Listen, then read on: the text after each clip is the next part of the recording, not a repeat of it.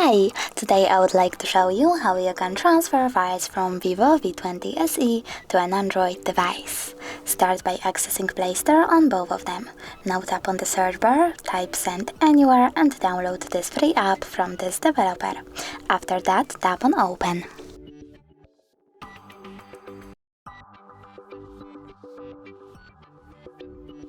Then select I accept, confirm, continue and allow. Now you need to tap on Receive on an Android and Send on Vivo. Then click on all of those kind of dots and choose Send in order to send all of your files. It will take a lot of time though, so I will only, for example, go with this one photo, tap on Send and click Got it. From here we have two connection ways. You can input this key over here and tap on Receive or scan QR code. If you want to scan it, tap on the scanning icon over here on an Android, tap on Allow, and point your camera at the code.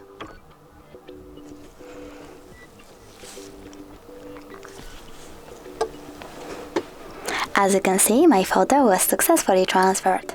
You can always check it out for sure though by going into, for example, File Manager, clicking on, in my case, Images and selecting Send Anywhere folder.